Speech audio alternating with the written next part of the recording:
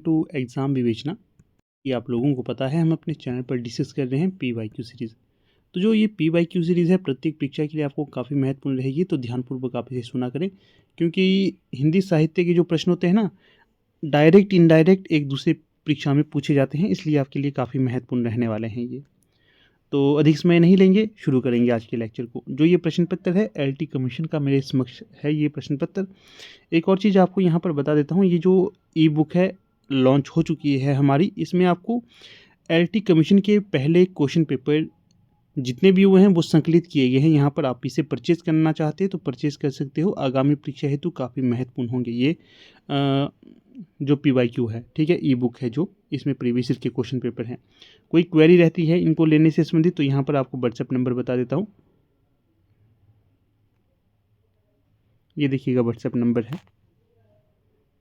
76 517 294, 76 517 294। इस नंबर पे आप क्वेरी कर सकते हो, व्हाट्सएप नंबर है, व्हाट्सएप माध्यम से ही आप संपर्क कर सकते हो, दूसरे माध्यम से नहीं। तो कोई भी क्वेरी होगी इन इस ई बुक को लेने के लिए तो आप ले लीजिएगा, आगामी तैयारी ही तो काफ़ी महत्वपूर्ण होगी। 10 वर्षों के क्वेश्चन पेपर हैं इसमें, ठीक है, 5 इसमें एलटी कमीशन के हैं और 5 एलटी टेट, पीजीटी और सेट जैसी परीक्षाओं से भी संकलित किए गए हैं। तो अवश्य कोई क्वेरी होगी तो संपर्क कर लेना। पीडीएफ इत्यादि के लिए आप हमारे टेलीग्राम और व्हाट्सएप ग्रुप के साथ जुड़ सकते हो, उनके लिंक आपको डिस्क्रिप्शन बॉक्स में दे दिए गए हैं। पेड मेंबर को जो पीडीएफ है उनके ग्रुप में मिल जाएगी, अनपेड को ज्वाइन करना पड़ेगा ये। तो देखिए अधिक समय नहीं लेंगे, शुरू करते हैं आज के लेक्चर को। तो पहला प्रश्न यहाँ पर क्या पूछा गया है, हिंदी साहित्य के प्रारंभिक काल को सिद्ध सामंत काल नाम किसने दिया? विकल्प है डॉक्टर हरिश्चंद्र वर्मा, डॉक्टर गणपति चंद्र गुप्त, महापंडित राहुल सांकृत्यायन, डॉक्टर ग्रियर्सन। इनमें से कौन सा सही विकल्प होगा? जितने भी प्रश्नों का उत्तर आपको दूंगा ये ऑफिशियल आंसर की पर आधारित है, तो सही जो विकल्प होगा तो वो होगा विकल्प सी, राहुल सांकृत्यायन। इनका पूरा नाम है महापंडित राहुल सांकृत्यायन। सरहप्पा को ये हिंदी का प्रथम कवि स्वीकार करते हैं। अगला प्रश्न देखिए 2, इसमें पूछा गया है जय मयंक जस चंद्रिका के रचनाकार कौन हैं? विकल्प में है मधुकर, जगनीक, दलपति विजय, आसगु। दूसरे में सही विकल्प कौन सा होगा? तो जो दूसरे में सही विकल्प होगा तो वो होगा आपका मधुकर। मधुकर की रचना हो जाएगी जय मयंक जस चंद्रिका। अगला प्रश्न 3, इसमें क्या पूछा गया है, भक्ति काल का नाम किसका दिया हुआ है? भक्ति काल को भक्ति काल किसने कहा? विकल्प होंगे आपके समक्ष राम खेलावन पांडे, आचार्य रामचंद्र शुक्ल, डॉक्टर हजारी प्रसाद द्विवेदी, ग्रियर्सन, आचार्य ग्रियर्सन। तीसरे में जो सही विकल्प होगा वो चयन करें आप। तो तीसरे में जो सही विकल्प होगा तो वो होगा विकल्प बी, आचार्य रामचंद्र शुक्ल के द्वारा भक्ति काल का नामकरण किया गया है। फिर अगला प्रश्न है यहाँ पर 4, रीतिकाल को अपकर्ष काल नाम किसने दिया? रीतिकाल को अपकर्ष काल नाम किसने दिया? विकल्प है मिश्र बंधु, विश्वनाथ प्रसाद मिश्र, रामचंद्र शुक्ल या फिर गणपति चंद्र गुप्त। तो जो चौथे में सही विकल्प होगा तो वो होगा डॉक्टर गणपति चंद्र गुप्त के द्वारा रीतिकाल को अपकर्ष काल नाम दिया गया था, चौथे का डी। रीतिकाल किसने नाम दिया? आचार्य रामचंद्र शुक्ल। रीतिकाल को अलंकृत काल नाम किसने दिया? मिश्र बंधु। अगला देखिएगा 5, इसमें क्या पूछा गया है, जनक पच्चीसी के रचनाकार कौन हैं? जनक पच्चीसी, मुंडन, आलम, मतीराम, घनानंद। तो पांचवें में जो सही विकल्प होगा तो वो होगा मुंडन। जनक पच्चीसी के रचनाकार मुंडन होंगे। फिर अगला प्रश्न देखिएगा यहाँ पर क्या पूछा गया है, इसमें 6 में नाथूराम शर्मा शंकर किस युग के साहित्यकार हैं? नाथूराम शर्मा शंकर किस युग के साहित्यकार हैं? भारतेंदु हरिश्चंद्र, द्विवेदी युग, हालाबाद, छायावाद। छठे में जो सही विकल्प होगा तो वो होगा नाथूराम शर्मा शंकर द्विवेदी युग के साहित्यकार थे। फिर प्रश्न संख्या 7, समालोचक मासिक साहित्यिक पत्रिका किस युग में प्रकाशित हुई? विकल्प है यहाँ पर भारतेंदु, छायावाद, प्रगतिवाद, द्विवेदी युग। 7वें में सही विकल्प। समालोचक पत्रिका साहित्यिक पत्रिका, समालोचक पत्रिका थी जो मासिक पत्रिका है, ये जो किस पत्रिका में प्रकाशित हुई थी, किस युग में प्रकाशित हुई थी? 7वें में जो सही विकल्प होगा द्विवेदी युग में। फिर प्रश्न है यहाँ पर भगवती चरण वर्मा किस बाद से जुड़े हैं? प्रयोगवाद, प्रगतिवाद, छायावाद, हालावाद। तो 8वें में जो सही विकल्प होगा तो वो होगा प्रगतिवाद। भगवती चरण वर्मा किस बात से जुड़े थे? प्रगतिवाद से। 8वें का बी। फिर प्रश्न है 9, कृषक क्रंदन किसकी काव्य रचना है? कृषक क्रंदन। विकल्प है गया प्रसाद शुक्ल स्नेही, रामचंद्र शुक्ल, दुष्यंत कुमार, महादेवी वर्मा। 9वें का सही विकल्प। कृषक क्रंदन किसकी रचना होगी? गया प्रसाद शुक्ल स्नेही की।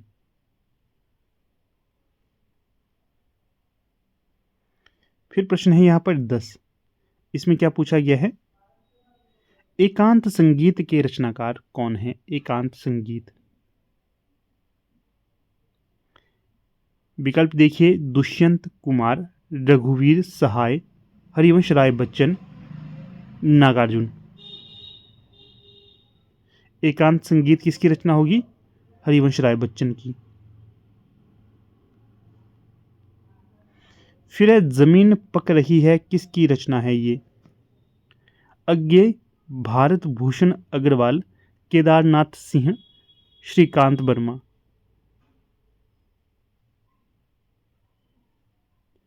तो 11वें का जो सही विकल्प हो जाएगा तो वो हो जाएगा आपका केदारनाथ सिंह की रचना हो जाएगी जमीन पक रही है। फिर प्रश्न है यहाँ पर 12, सूरज का 7वां घोड़ा किसका उपन्यास है? उपन्यास विधा की रचना है ये। धर्मवीर भारती, कृष्णा सोबती, मनोहर श्याम जोशी, नरेश मेहता। तो जो ये उपन्यास होगा किसका होगा? ये धर्मवीर भारती का। फिर अगला प्रश्न देखिएगा यहाँ पर 13, रुकोगी नहीं राधिका के रचनाकार का नाम बताइए। विकल्प है कृष्णा सोबती, मनु भंडारी, मोहन राकेश, उषा प्रियंवदा। तो 13 में जो सही विकल्प हो जाएगा तो वो हो जाएगा आपका उषा प्रियंवदा।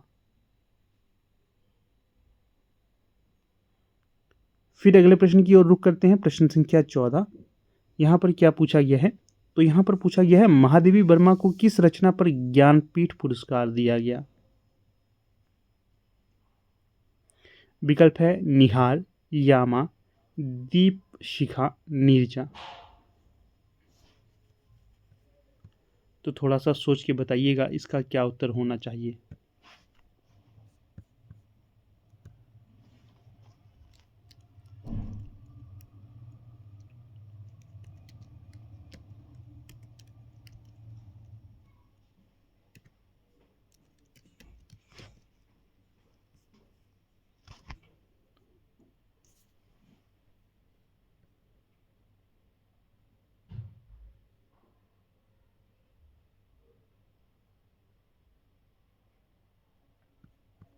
जो प्रश्न आपको नहीं ना आते हैं तो उनको आप अपनी कॉपी पे भी नोट करते रहिएगा, क्योंकि नहीं आएंगे तो आप उन्हें इजीली कर सकते हो।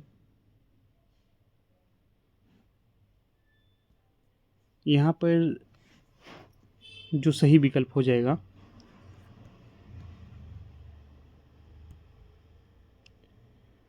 तो सही विकल्प हो जाएगा यहाँ पर यामा के लिए महादेवी वर्मा को ज्ञानपीठ पुरस्कार मिला।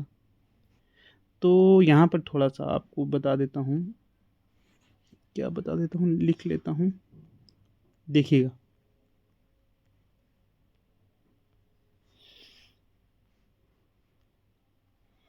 अगर आपसे पूछा जाएगा ना 2025 का 2025 का या फिर 59वें नंबर का 59वां ज्ञानपीठ पुरस्कार किसे दिया गया है, तो क्या नाम लिखोगे आप? तो ये अवार्ड जो दिया गया है विनोद कुमार शुक्ल, इन्हें दिया गया है ये अवार्ड। ठीक है ना, ये रखना आपने याद। विनोद कुमार शुक्ल को ये अवार्ड दिया गया है।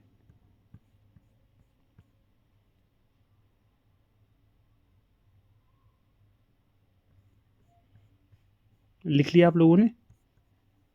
खैर लिख लिया होगा, कोई बात नहीं। फिर चलते हैं अपने वीडियो की तरफ।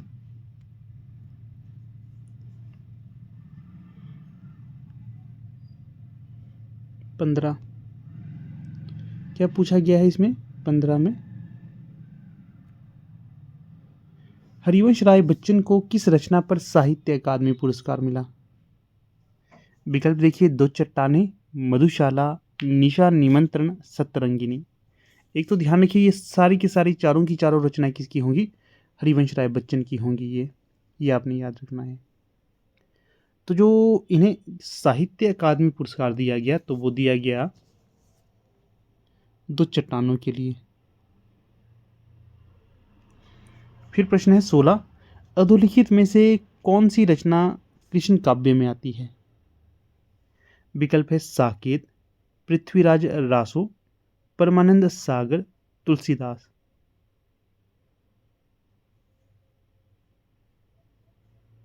तो 16 में जो सही विकल्प हो जाएगा तो वो होगा आपका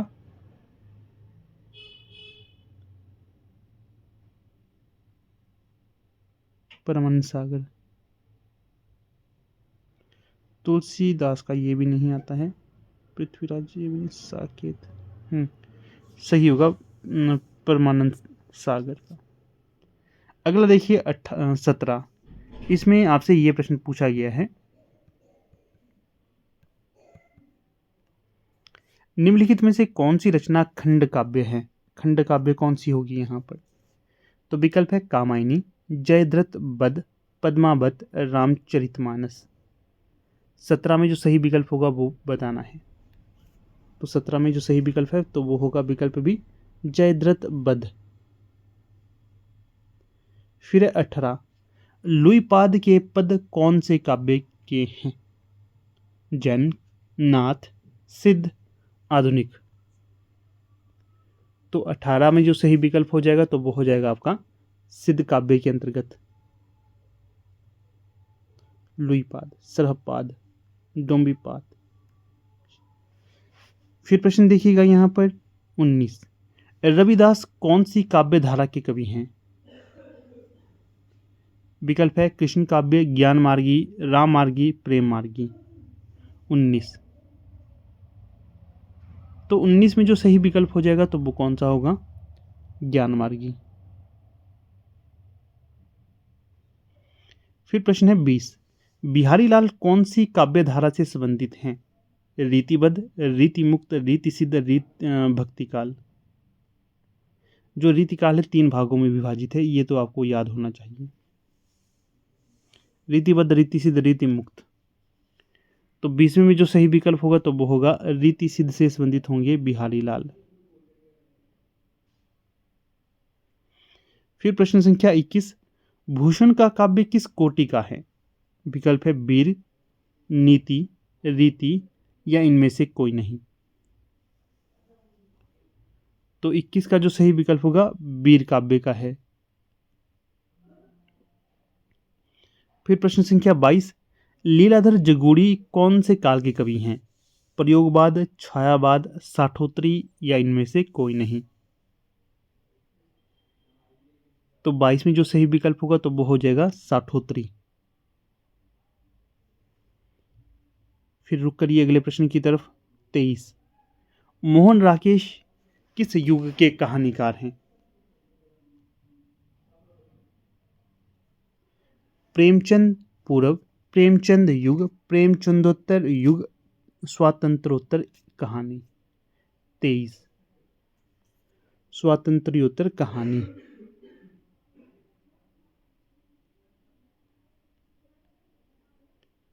आधे अधूरे, आषाढ़ का एक दिन, लहरों के राजहंस, ये इनके प्रसिद्ध नाटक होंगे। अगला प्रश्न देखिएगा 24। पांडे बेचन शर्मा उगर किस युग के उपन्यासकार हैं? प्रेमचंद पूर्व युग, प्रेमचंद युग, प्रेमचंदोत्तर युग, इनमें से कोई नहीं। 24।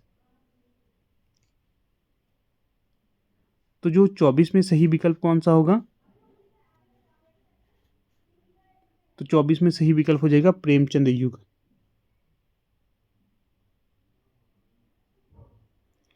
फिर प्रश्न संख्या है 25। इसमें क्या पूछा गया है? धर्मवीर भारती किस युग के नाटककार हैं? विकल्प है भारतेंदु युग, प्रसाद युग, प्रसादोत्तर युग, द्विवेदी युग। 25 में जो सही विकल्प हो जाएगा प्रसादोत्तर युग। फिर प्रश्न है 26। संविधान के किस अनुच्छेद में हिंदी को राजभाषा और लिपि देवनागरी स्वीकार की गई है? विकल्प 349, 343, 351 या इनमें से कोई नहीं। तो जो सही विकल्प होगा तो वो होगा 343। फिर प्रश्न है यहाँ पर 27। हिंदी को राष्ट्रभाषा के रूप में प्रस्तुत करने का विचार सबसे पहले किसने किया? Bankim Chandra Chatterjee, Vivekananda, Keshav Chandra Sen, doctor BR Ambedkar.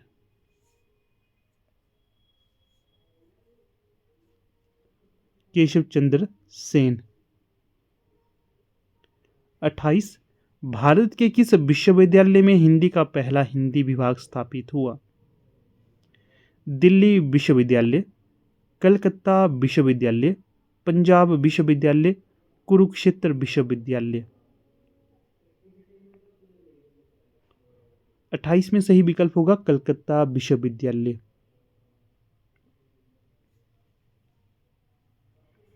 फिर प्रश्न है यहां पर 29। इसमें पूछा गया है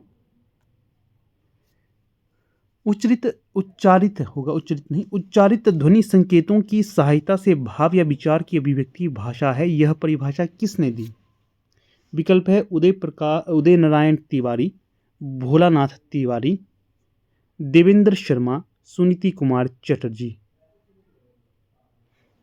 तो जो 29 में सही विकल्प होगा तो वो होगा आपका देवेंद्र शर्मा।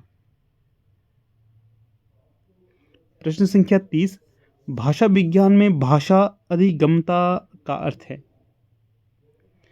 आधा रास्ता पार करना, इच्छा करना, भाषा सीखना, यथा इच्छा। 30।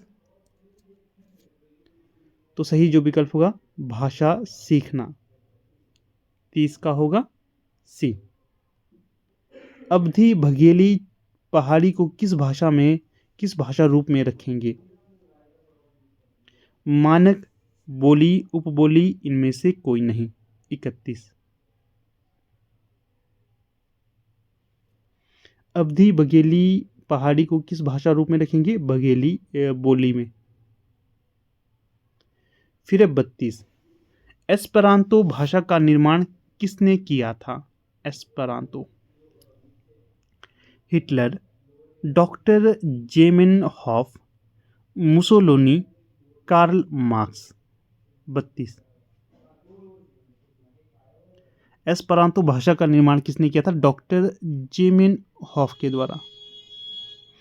फिर है 33। भाषा का सबसे सूक्ष्म अंग किसे माना जाता है? ध्वनि, शब्द, वाक्य, इनमें से कोई नहीं। 33। भाषा का सबसे सूक्ष्म अंग कौन है? ध्वनि है। फिर प्रश्न संख्या 34। इसमें पूछा गया है संस्कृत और फारसी आदि भाषाएं किस भाषा परिवार की हैं? विकल्प हैं भारोप्य सतम, भारोप्य कैंतुम, बुशमैन, या इनमें से कोई नहीं। तो जो 34 में सही विकल्प हो जाएगा तो वो हो जाएगा भारोप्य सतम में आती है संस्कृत और फारसी।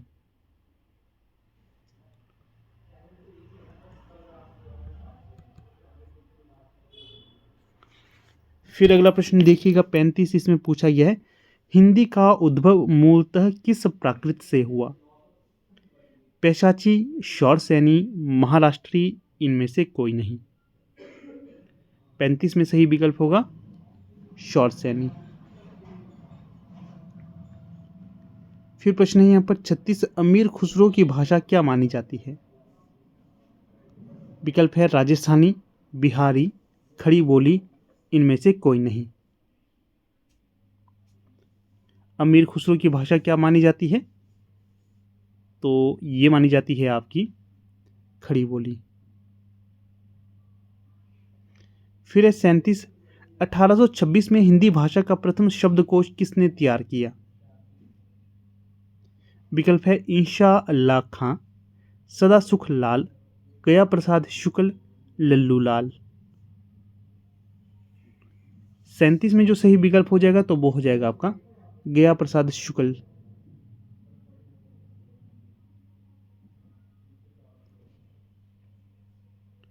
फिर प्रश्न संख्या 38, बनाफरी, मदाबरी, नागपुरी आदि किस भाषा की उपबोलियां हैं?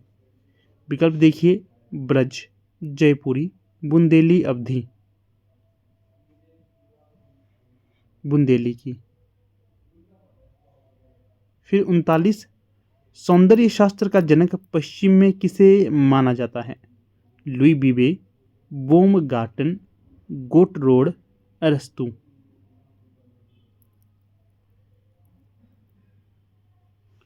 तो ये होंगे बोमगार्टन। फिर प्रश्न है यहाँ पर 40, मरलार में बॉडलेयर, मैटरलिंक, W.P. येट्स का संबंध किस साहित्यिकवाद से है? प्रतीकवाद, मिथकवाद, रहस्यवाद, स्वच्छंदतावाद। 40 में जो सही विकल्प हो जाएगा तो वो हो जाएगा आपका प्रतीकवाद। फिर है 41, ओडिसी, इलियड, महाकाव्य किस कवि की रचनाएं हैं? होमर, मिल्टन, पिंडार, प्लेटो। 41 में सही विकल्प कौन सा होगा? होमर। फिर है 42, अधोलिखित में से सिसरो का कौन सा ग्रंथ है?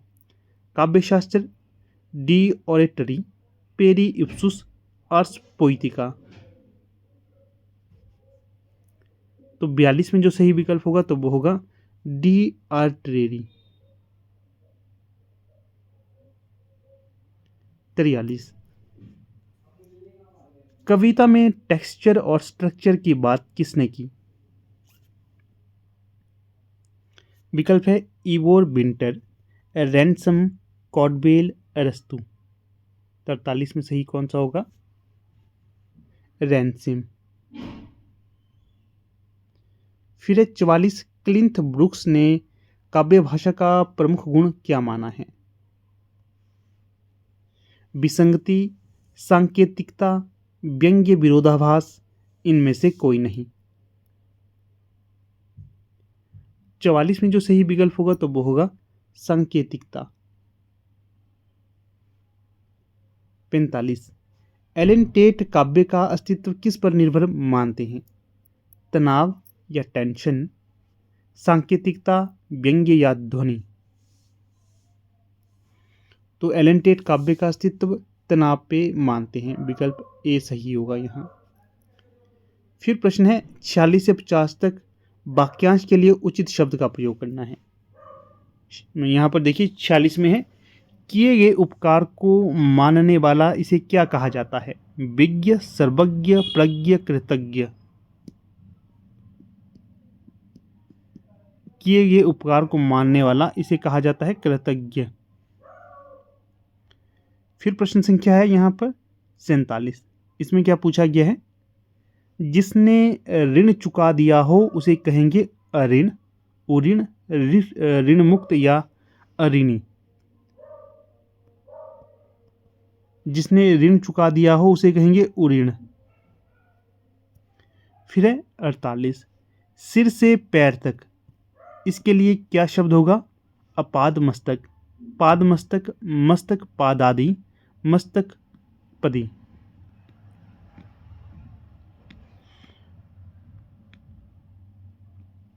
अपाद मस्तक।